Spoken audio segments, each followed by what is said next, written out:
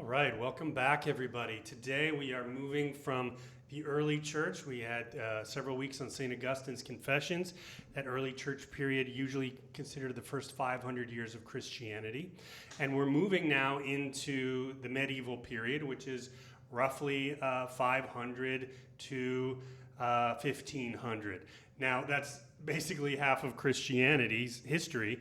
And as you can see from the syllabus, we're actually not spending that much time on the medieval period. In fact, we're only having this one unit on St. Benedict's rule, Benedictine monasticism, Benedictine spirituality. I want to say right from the beginning that I don't want to give the impression by only having one unit on the medieval period that it's not important. We have 2,000 years of Christianity to cram into one semester, which is unfortunate. That's not an easy thing to do or a good thing to do because we have to leave so many important things out of the conversation. And the second thing is, I had to consider specifically that this is a pastoral ministry program. And so when I asked myself, what do our students need to know about Christian history, that ministerial focus of this program really guides what we're doing here. And so we're going to talk a lot about Vatican II and the Protestant Reformation and those types of things. So medieval Christianity is extremely important, and I hope on your own time you take some time to explore it. A few notes on some texts that we're going to be talking about today. The first is the Rule of Benedict itself. Now, this text and the specific translation comes in sort of two different formats, and they look very, very similar, but there's a couple of small differences. You can get either one, it doesn't matter. They're both read, and this one, which you can see is about 600 pages, has this cover on it. The rule itself is very short. It's fewer than 100 pages. Most of what this particular edition has is commentary or essays or footnotes given by modern scholars. So you can get either translation you want for this course. It doesn't matter. I'd say find the cheapest one online would be my recommendation. Second text we're going to be reading from is The Life of St. Benedict by Gregory the Great. This comes from book 2 of his dialogues, and we'll talk about who Gregory the Great was. He was a pope in the medieval period, and we're going to read from a couple of stories. You're not required to get this, but it has some wonderful stories, and really the only thing we really know about Benedict himself personally. And then the third book, again, not required for this class, but if you're interested in this, I would recommend it. It's called Prayer and Community by Columba Stewart, OSB, who is one of the most important scholars today on monasticism. He wrote a wonderful book called Cassian the Monk. So this comes from the Traditions of Christian Spirituality series, and it's about the spirituality of the Benedictine tradition. So certainly it talks about Benedict and the rule, but it gets into the spirituality aspect. And this whole series is really wonderful. It talks about a variety of different short texts just like this, Augustinian spirituality, Franciscan spirituality, etc. Okay?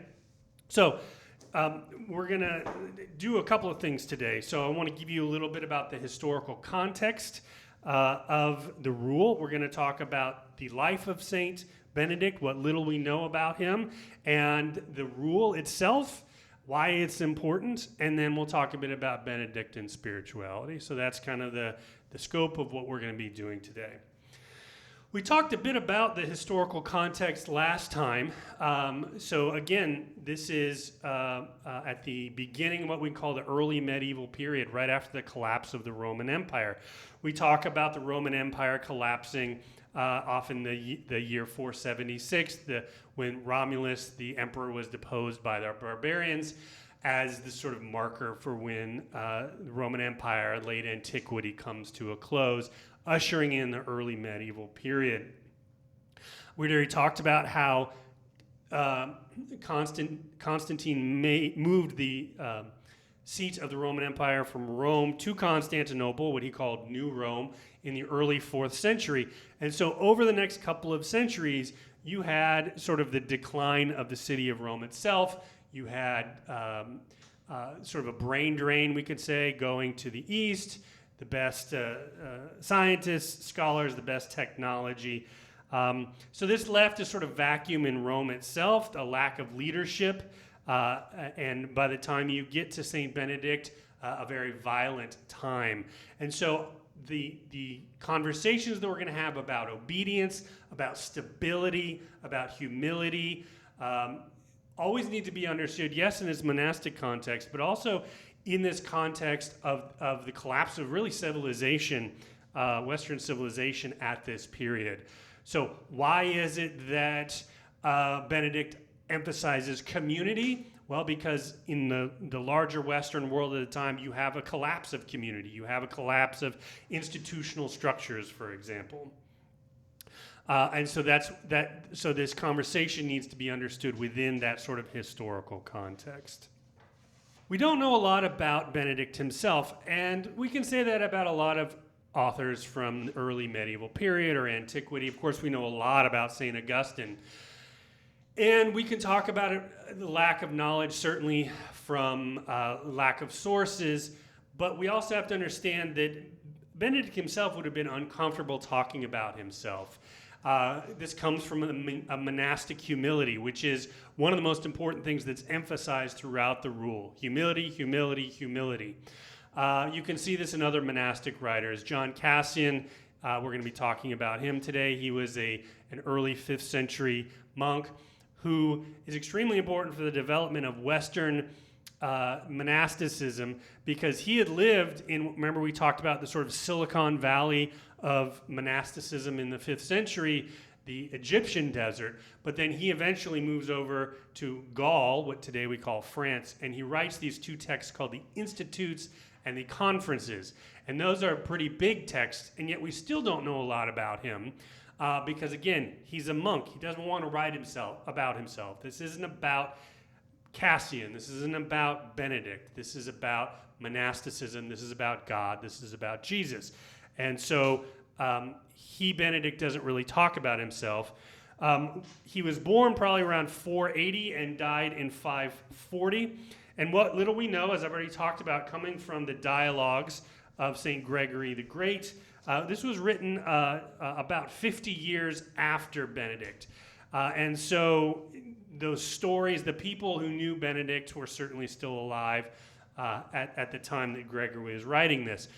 A lot of the stories, of course, are hagiographical. We talked a bit about this with The Life of Anthony, written by Athanasius of Alexandria, that we might call these biographies today, but that's not really accurate in the sort of modern historical sense of talking about the biography of the person. These texts, the Life of Anthony, the Life of St. Benedict, these are better known as hagiographies. Hagia coming from the Greek word holy. I think of the Hagia Sophia, the great church, the Byzantine church.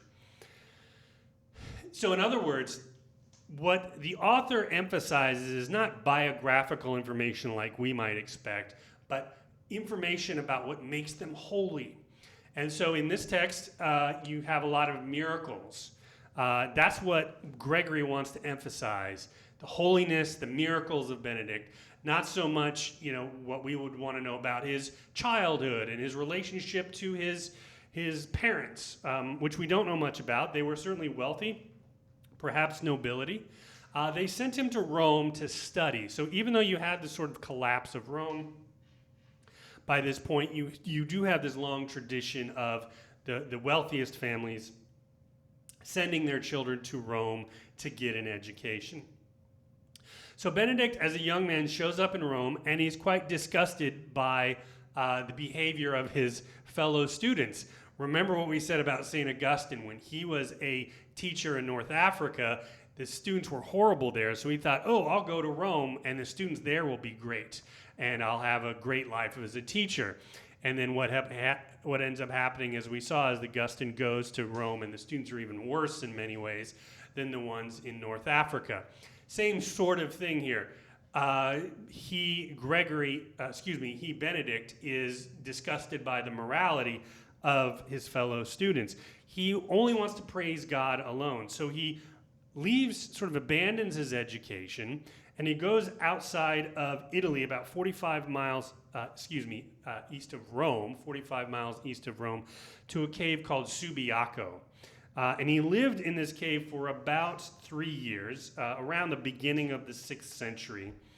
And it's during this time that he sort of develops his spiritual life, and he starts to gain a reputation for holiness. And so what ends up happening is he starts founding communities after some men come to him and they want him to be their sort of Abba, where the word abbot comes from. Abba, that Aramaic word meaning father, or actually a better translation would be daddy or dad, that sort of familiar word. Father in English is a very formal tone to it, but Abba is that sort of more familial, affectionate term.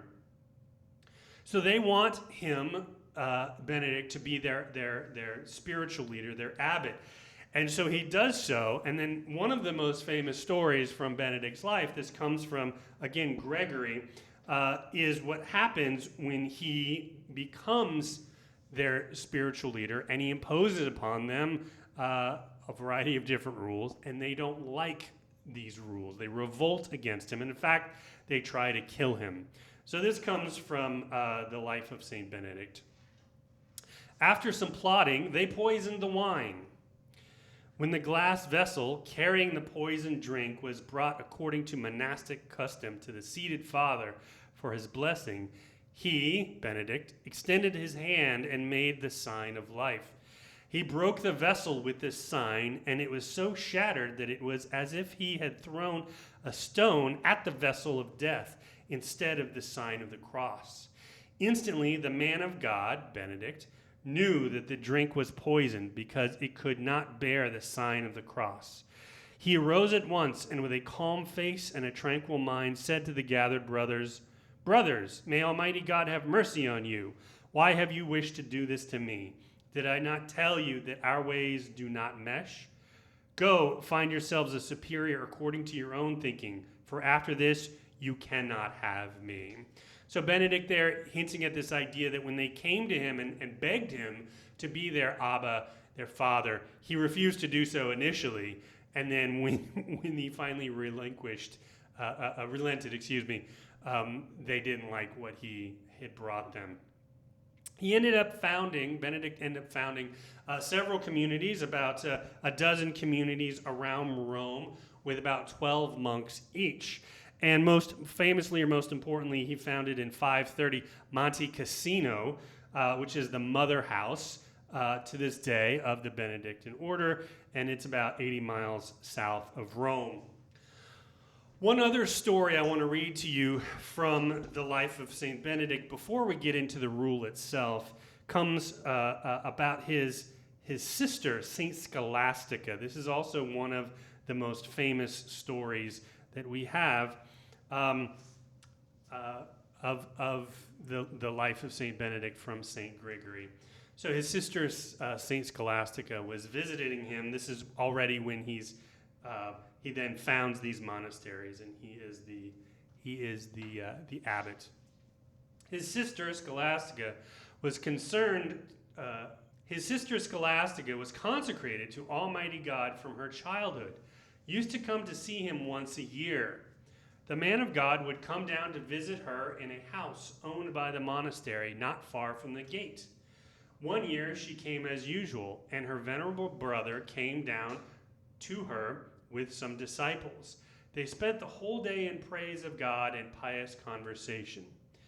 When night shadows were already falling, they took a meal together. The hour grew late, and they still sat conversing of holy things. Then his sister, the consecrated woman, asked him, saying, "I beg you, do not leave me tonight.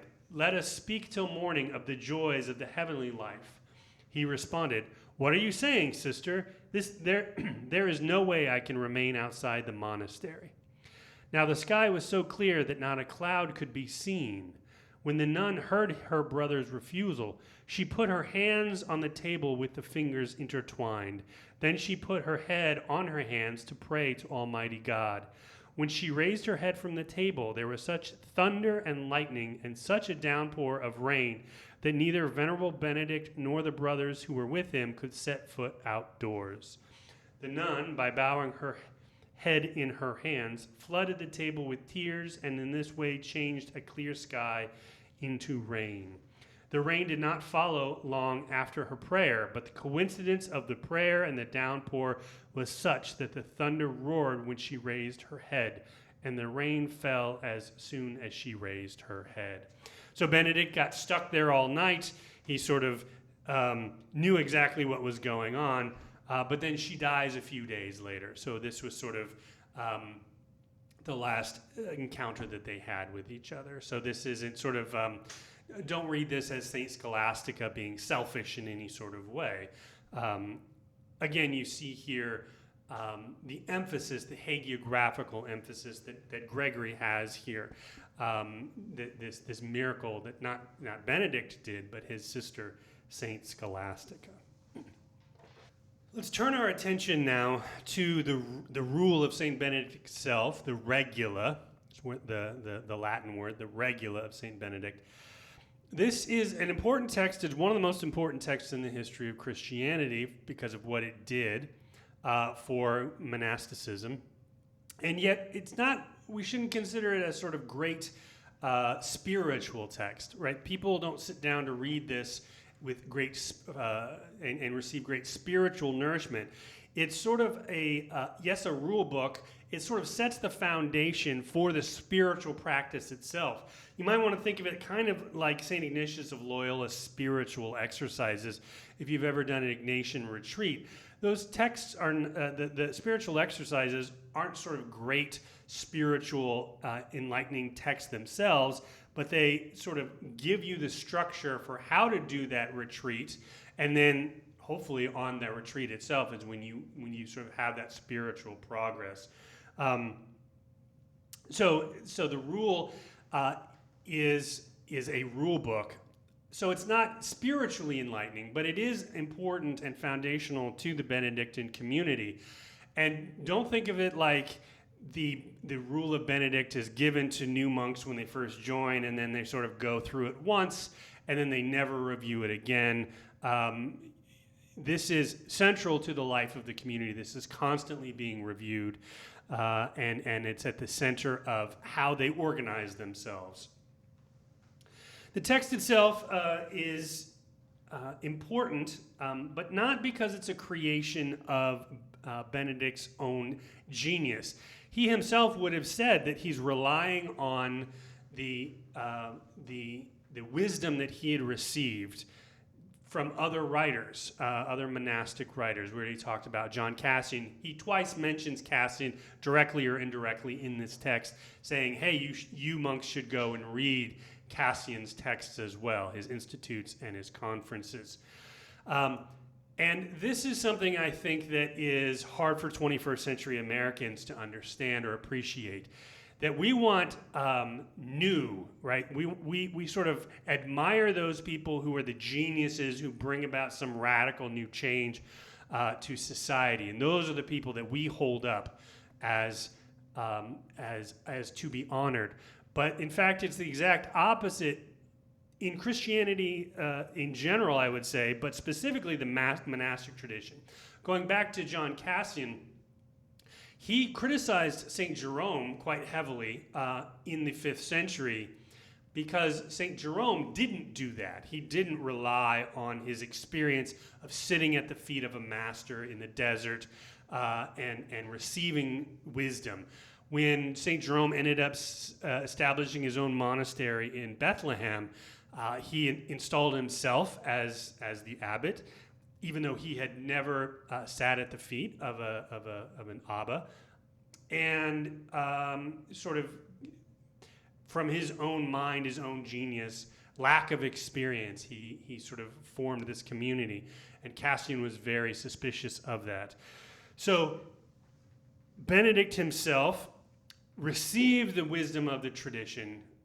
Also, I'd mentioned earlier in a previous episode the life of Anthony from St. Athanasius. Specifically, the rule is highly influenced. In fact, much of it comes directly from something called the Rule of the Master. It was written around 500, so when Benedict was a young man, by someone we don't know who it is. That's why we call it the Rule of the Master. Benedict took it, and in fact, large sections of the Rule of St. Benedict comes from it. He cut out about 3 times the length of the Rule of the Master, so he pared it down to make it a bit more manageable. One of the things that most people think about when they think about the Rule of St. Benedict is the phrase ora et labora, prayer and work, although that text actually does not say ora et labora. There are several things that people assume about the Benedictine tradition that's not actually in the Rule of Benedict. Another famous one we'll talk about is the Benedictines, most importantly, become known for sort of saving Western civilization through the copying of manuscripts. Benedict actually never commands that, and it's certainly not placed in his mind as central to the life of the Benedictine community, although very quickly that does happen. So the phrase itself, ora et labora, doesn't actually come from the Rule of St. Benedict, but Benedict does talk about work, specifically work as a spiritual practice, certainly of giving means of praise to the Lord, but as a sort of counter to laziness, right? Laziness is the enemy of the soul, so you should work. It provides sustenance, right? There's no grocery stores that you can go to. There's no Walmart. There's no Amazon Prime. Certainly is an ascetic discipline to be in harmony with the rest of their lives, right? So bringing in manual labor, work, in conversation with the life of prayer, which we're going to talk about. But it also gives a surplus of food to be given to the poor. And we're going to be talking about this other theme of the Benedictines interacting with the world, receiving guests. To this day, you can go and have a monastic retreat, engaging with the poor. So the monastic tradition has always had this reputation of sort of going out in the woods or going out into the desert, abandoning the world. And to an extent, that is true. On the other hand, the Benedictines have always been open to receiving guests, open to the poor, not shutting the community out. So oftentimes throughout the medieval period, towns would develop around the monasteries. And there might be the temptation to sort of shut the doors and say, no, we don't want to have anything to do with you. We're trying to get away from you. But that's in fact not what ends up happening throughout the Benedictine tradition. So there's always this engagement with the community while at the same time trying to have that monastic reservation. Lectio Divina is also mentioned explicitly in the rule. This is divine reading, you can say. 4 hours a day, it is mentioned in the rule. This is something we should also talk about, that oftentimes the rule specifies certain things that you should do X, Y, and Z so many times. And throughout the history of the Benedictine tradition, you have adaptation. And we'll talk more about adaptation here, flexibility in a minute. So yes, it's a rule book, but it's not a rigid rule book. The rule book has to allow flexibility for certain cultural realities. And the monastic tradition has always recognized this. John Cassian, he wasn't a saint. He himself talks about moving the monastic tradition that he learned from the Egyptian desert to the monks in Gaul, and he was frankly a little unimpressed with them. He thought they were kind of soft, and so he had to allow certain things that would not have been allowed in the Egyptian desert. So you have that flexibility. So let's just talk about a couple of those points of flexibility. So for example,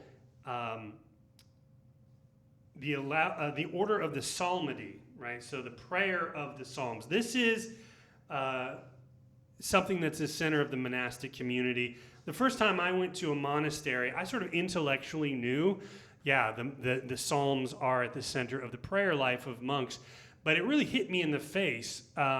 This was actually a Trappist monastery in Kentucky. It's a famous one called Gethsemane, where Thomas Merton had lived. And the monks there are constantly praying the Psalms. And so to see that, it really struck me that the center of the monastic life certainly is the Eucharist. That's true for all Christians. But the prayer of the Psalms. And so St. Benedict in the Rule proposes how a sort of structure of how the Psalms should be prayed, but then he also says, look, if you can find a better way of doing this, you should adapt that. So this is from the Rule of Benedict. Above all else, we urge that if anyone finds this distribution of the Psalms unsatisfactory, he should arrange whatever he judges better, provided that the full complement of 150 psalms is by all means carefully maintained every week, and that the series begins anew each Sunday at Vigil.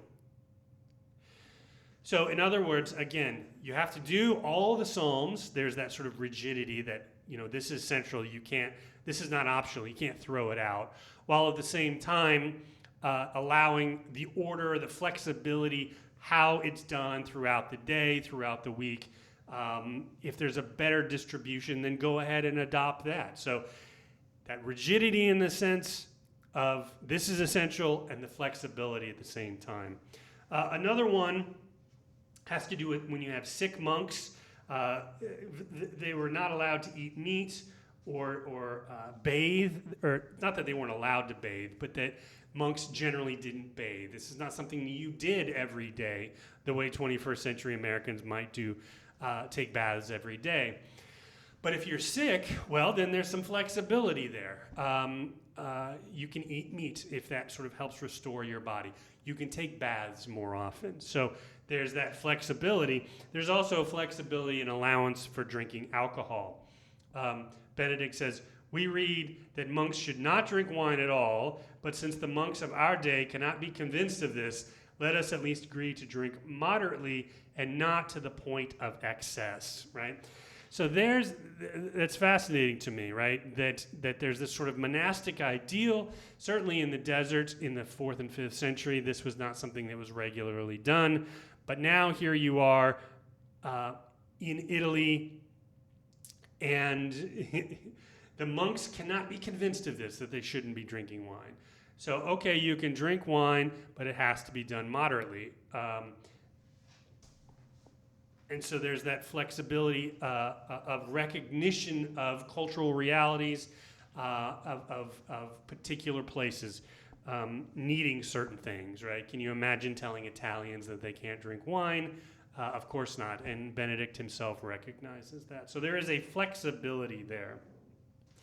Monks themselves, at least in Benedict's time, were what we would call laymen, that they were not priests. And throughout the monastic tradition, there was always a suspicion of priests and bishops. There's this great line in Cassian's Institutes, and I'm paraphrasing here, and he says, if you're a monk and you're sort of walking down the street and you see either a bishop or a woman coming towards you, turn and run the other way. And the idea is that either a bishop or a woman is going to distract your spiritual practice. The woman for obvious reasons, the sexual temptation, but the bishop, this is a little bit, maybe a little more confusing to us. What the bishop can do is he can force a monk, and anyone, to become ordained. And this is, I'd mentioned this with Augustine, that he was forcibly ordained, and pretty much all of the great figures in the early church were forcibly ordained. And the reason that's a problem for a monk is that distracts you from your spiritual practice, right?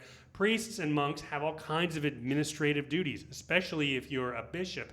I don't think I mentioned this in our last videos, but Constantine, during the Roman Empire, he even though he wasn't officially a Christian until his deathbed, one of the things that he did is he allowed bishops to adjudicate civil law cases, just like any civil judge. And so Augustine spent much of his day as a bishop adjudicating, all kinds of land disputes and that sort of thing. Well, if that's what you're doing, if that's what you're spending your time doing, then you can't be doing that spiritual work that the monks want to do. And so there's always been a kind of tension between the monastic life and that sort of ecclesiastical life of priests and bishops. And the bureaucratic work that they're required to do. Benedict talks a bit about this, about priests who want to join the monastery, and he says, okay, that's fine, but he also talks about how we have to be sort of very clear about what your role as a priest is here.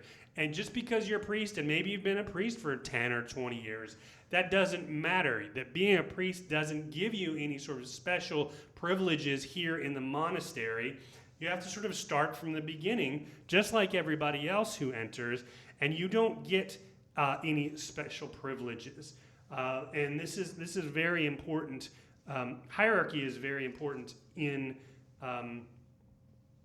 this text. It begins by talking about abbots and the role of the abbot, the leader of the monastic community. This is, of course, we as Catholics, we are a hierarchical church. We're not a democratic church. Monasteries in particular are hierarchical. And what's important is not so much the hierarchy itself, but that everybody knows sort of what place they're at. And the hierarchy is dictated, again, not by being a priest or a layman or how much money you have. Oftentimes, men come from very noble families or rich families, and those people don't get any special privileges. They're not granted a better seat or a higher seat at the table. That the hierarchy is simply designated, also not by age, but when you came into the monastery.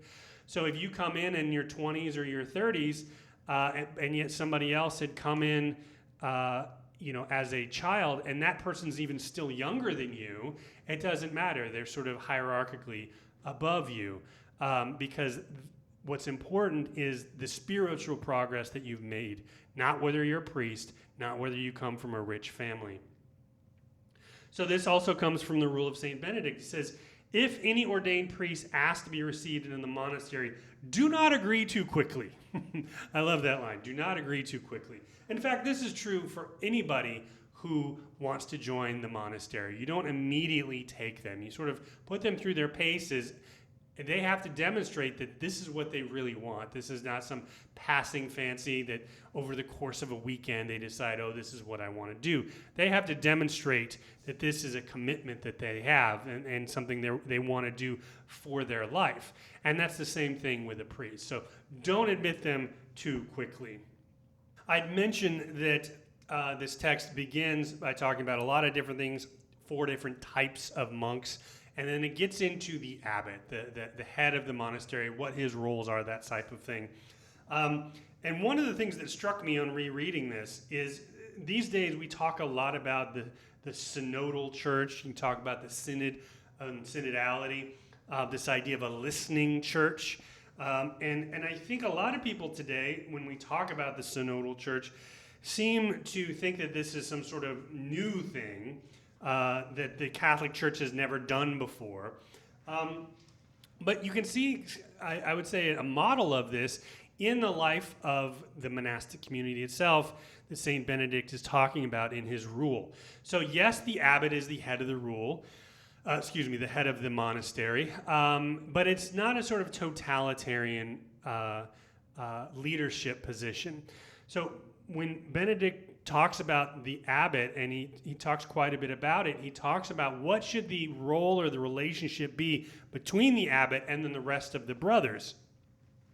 So he says, as often as anything important is to be done in the monastery, the abbot shall call the whole community together and himself explain what the business is, right? So here's the issue on the table, brothers, that we have to deal with. And after hearing the advice of the brothers, let him ponder it and follow what he judges the wiser. The reason why we have said all should be called for counsel is that the Lord often reveals what is better to the younger, right? To the younger. So again, notice the abbot, yes, he makes the sort of what we would say executive decision, but he only does so after listening to his brothers, right? That listening church, the synodal church that we like to talk about today. So in a sense, I would say, yeah, listening, the synodal church, there's nothing wrong with any of that. But in fact, there's nothing really all that new. That even though we are a hierarchical church, there has always been the assumption in the church of a listening church, that the leaders should listen. And you can see that, here 1,500 years ago in the rule of Benedict itself. We're going to have time in our discussion to talk about the rule of St. Benedict and how we should understand it, how we can sort of apply it today. And but now here what I want to do is move on and talk about sort of what we can call a Benedictine spirituality. And again, as I'd mentioned, that the rule of St. Benedict is kind of a rule book, and it tells you certain things like how often you should pray, but it's a groundwork, a foundation for the spiritual life itself. And so that's what we want to talk about, the Benedictine spirituality that has developed over the last 1,500 years. Benedictines have done a variety of different things. Obviously, they have established monasteries. They have they've established colleges or universities here in the United States. There's several. We can think of St. Anselm College in New Hampshire, St. Leo's in Florida, right? So there are Benedictine colleges. Even in this country, and this is a little bit unique, parish priests. This is not something that's really done, that Benedictines don't really do in Europe, but here in the United States. Less so now, I think, than in the past centuries. But as Catholics moved east to west and started establishing parishes, that Benedictines often took a role in those parishes. My colleague, Father Luke Deisinger, who is a scholar of Evagrius, and he described Benedictine spirituality to me as a baptismal spirituality. And what he means by that is that there's nothing unique or special to the Benedictine spirituality. It's a sort of spirituality, it's baptismal in the sense that all baptized Christians have this. This is a shared patrimony that we all have, right? Praying the Psalms. You don't have to be just a Benedictine to pray the Psalms, for example, or do work and think of that work not simply as something to sustain you financially, but as a spiritual practice. So it's a baptismal spirituality in that it's a spirituality that's common to our Christian heritage. Certainly they pray the Psalter, pray different times a day. They live in community and obedience. These are two things that are important. It's not so first of all, this community, this idea of community, Benedictines establish monasteries. But it's not a commitment to a particular geographic location, because there are times where these monasteries have to move for a variety of reasons. Father Luke told me his monastery was actually, his community was founded in China, but because of the communists in the mid 20th century, the community had to move several times and then ended up eventually in California. So not a vow to a particular geographic location, but to a community. So this idea of communal life is important to Benedictines. And as I said earlier, think of this idea of the importance of community as the Roman Empire collapsed, that these communities needed to come together in order to have that stability. Obedience is also important. And I think we often misunderstand obedience. We often think as 21st century Americans that obedience is oppressive, that it takes away my freedom, it takes away my ability to do what I want. But Christianity in general doesn't think about obedience in that way. That when we're being obedient to the abbot, and the abbot is himself, of course, not just issuing rules the way he feels like it, but should always be grounded in God's will, that this gives us actually a freedom to do the good, right? In the Catholic moral life, obedience gives us freedom, not the freedom to do whatever we want, but freedom from the radical slavery of sin so that we can choose the good. And that's what the Christian life in general is about, and in particular the Benedictine life is about, right? Washing away anything that can get in the way of me choosing the good, of following the will and the heart of Christ. But this obedience, again, is not a sort of blind obedience. We should not think about that. But obedience is certainly central to the life of the monastic community, the Benedictine community. Benedictine prayer, of course, is important to Benedictine spirituality. Bible is at the center, and has always been at the center, which we might want to shrug our shoulders and say, well, yeah, of course the Bible is at the center. But again, remember, there's no printing presses in the 6th century. Literacy is almost non-existent. Very few people could read. You had to have the Bible manuscripts copied by hand. That's why they're called manuscripts. And so to say that the Bible is at the center of Benedictine spirituality is something that's important, is not a given, it's not to be taken for granted. And that this reading of the Bible is also not easy to do, physically speaking, because Latin manuscripts aren't written the way that we have when we write in English. For example, punctuation, we have periods and exclamation marks and question marks, and words are spaced out. The words have a space in between them. Well, that's not the way manuscripts were written in Latin, that words all kind of ran together.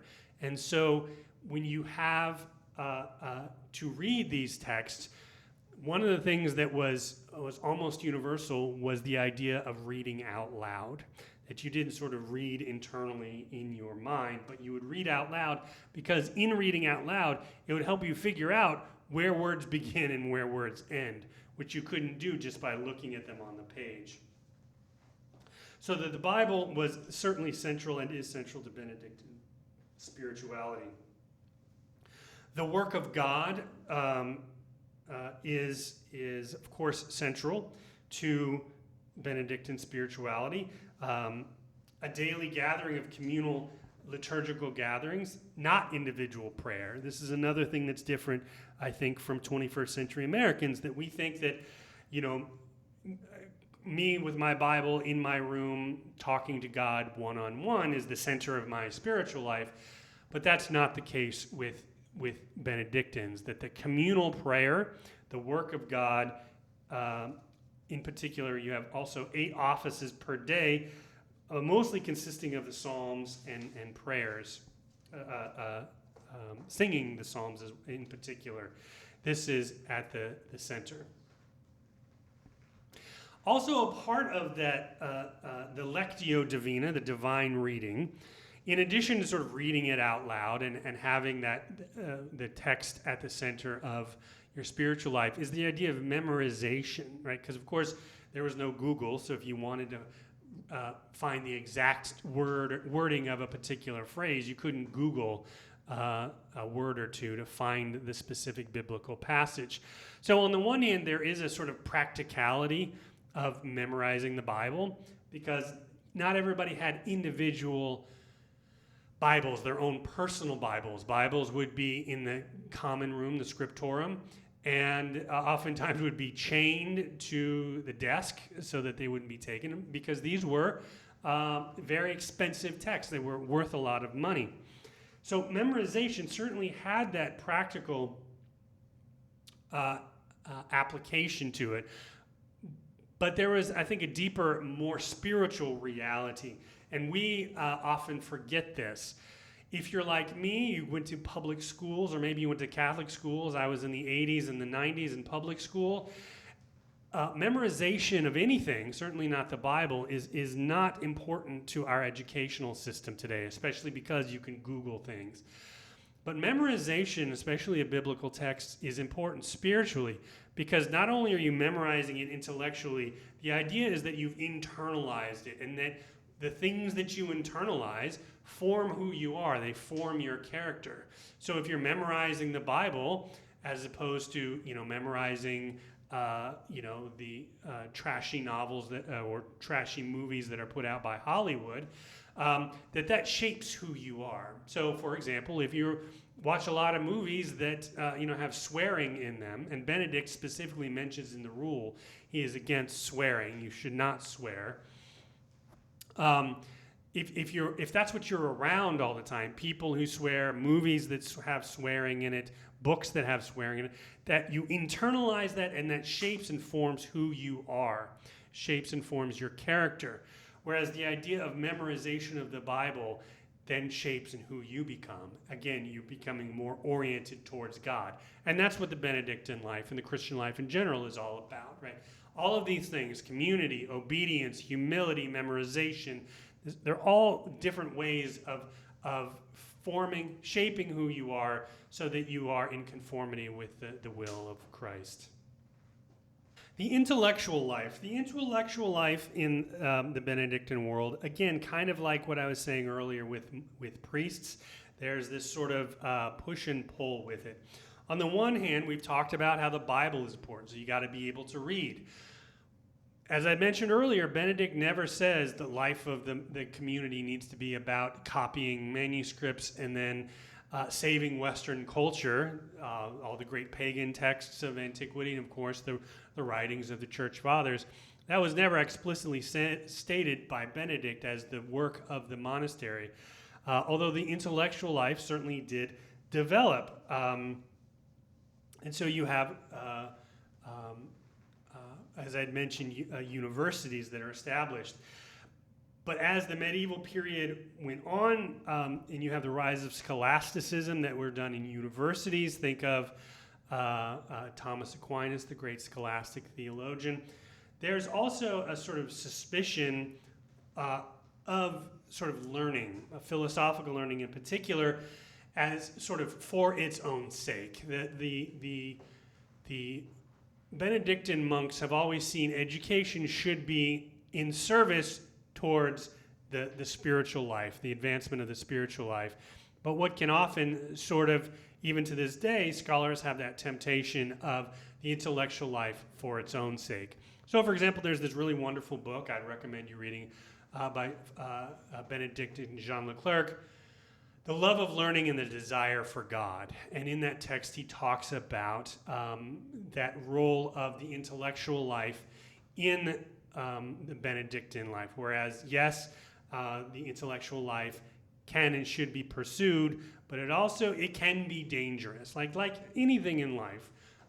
Again, thinking back to drinking alcohol, Benedict allows the drinking of alcohol in certain circumstances, but it has to be done moderately, because if it's done immoderately, intemperately, then it can become a problem. And the intellectual life is the same. Certainly, we think about another central part of the Christian life is the Eucharist. The Second Vatican Council famously calls the Eucharist the source and summit of the Christian spiritual life, and that's certainly true. In the Benedictine rule, the rule of Saint Benedict, it does not actually talk about celebrating Mass every day, although the monks may have received the Eucharist that was reserved. But the celebration of Mass was not something that happened in those early years of the Benedictine monastery. And in fact, if there was no priest at the monastery, they may have had to go to parishes in order to receive on Sundays, to go to Mass.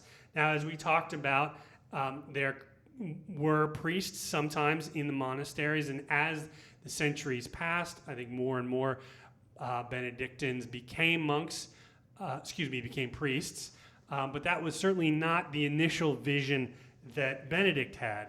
So yes, the Eucharist was important, as it always has been for Christians, but it's maybe not at the center of the Benedictine life as we might have assumed.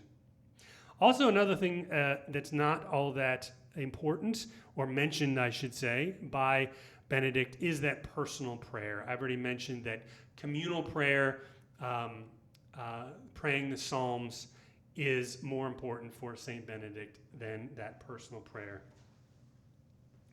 Another important part of Benedictine life, Benedictine spirituality, is silence.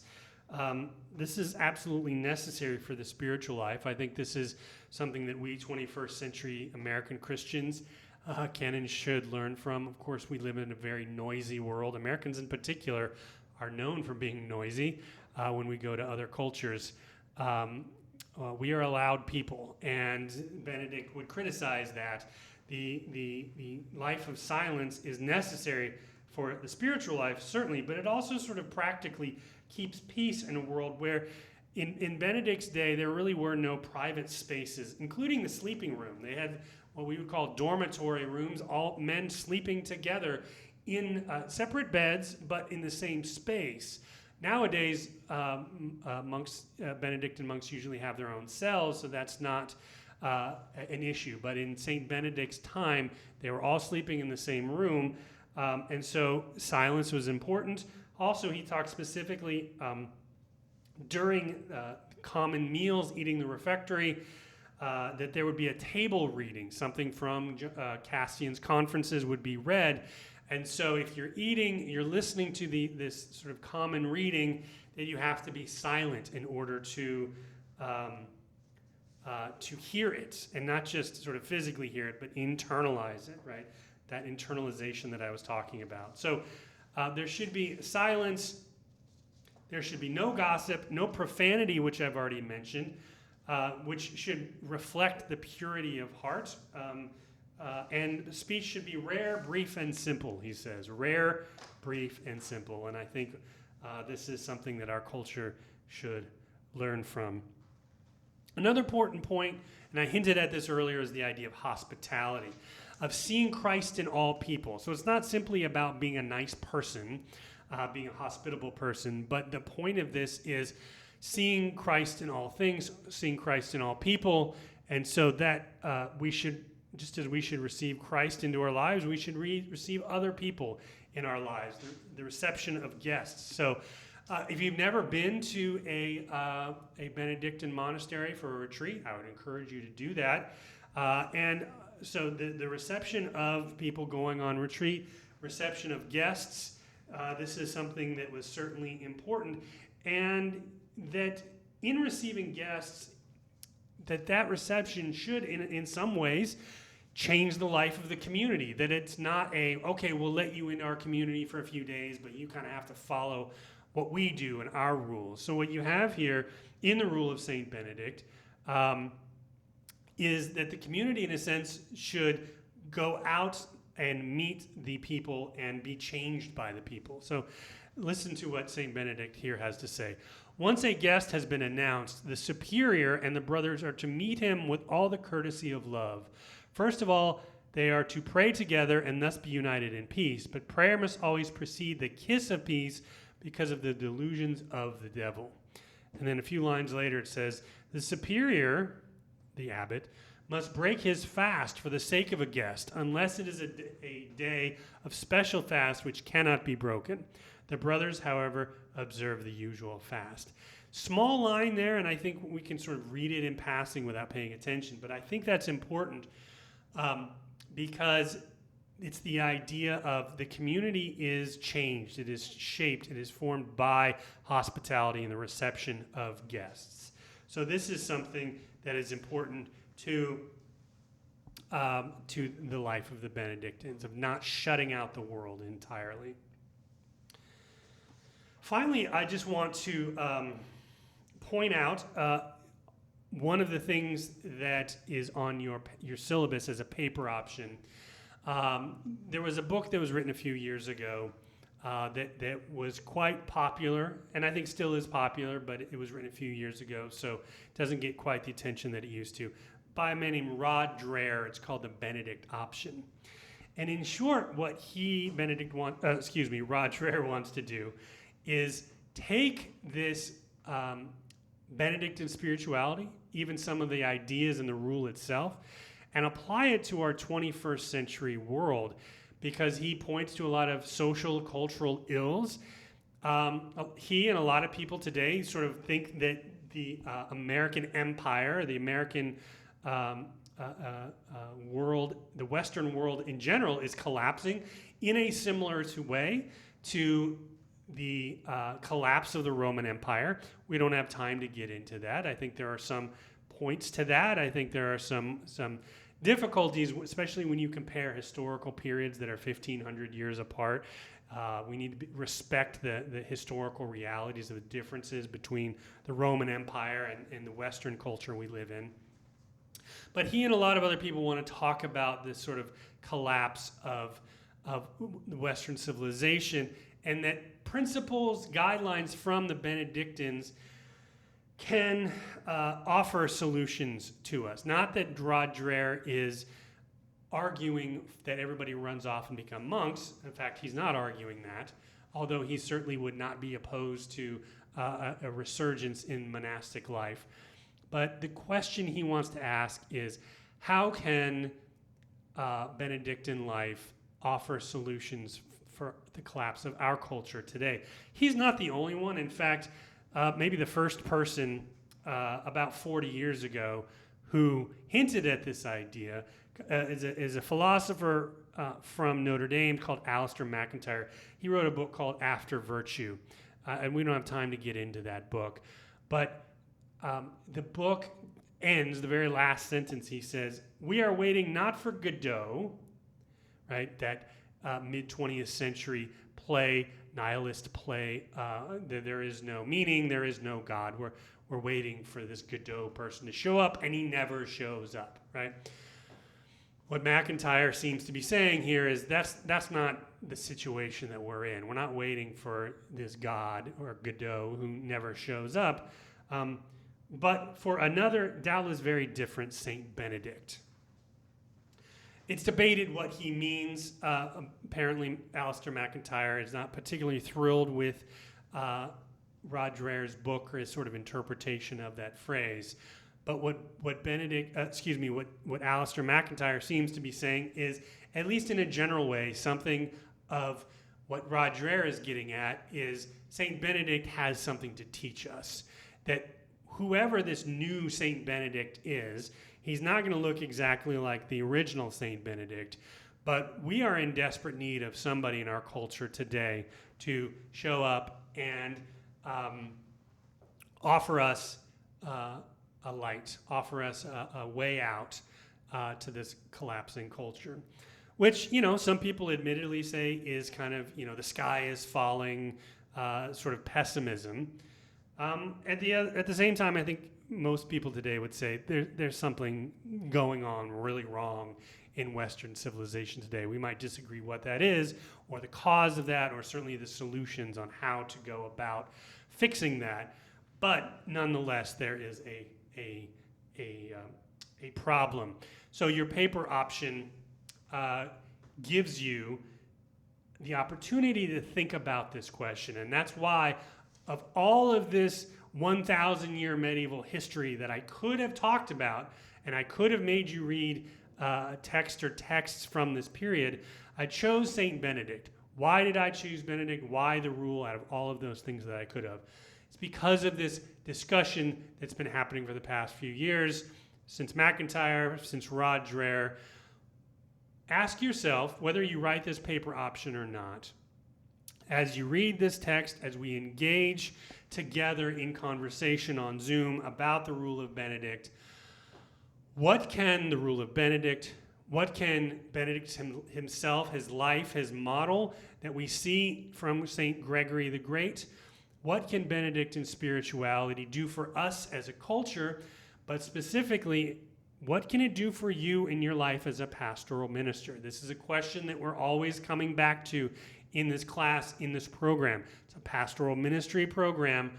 What can St. Benedict's life and the rule do for us, do for you in your life of ministry as you minister to the people of God, as you minister to non-Christians who may come to you because they know you're a minister. How can these things help us minister to the world today? So let's think about that question. Let's talk about that question. Maybe choose to write that paper option and explore that question a little more deeply.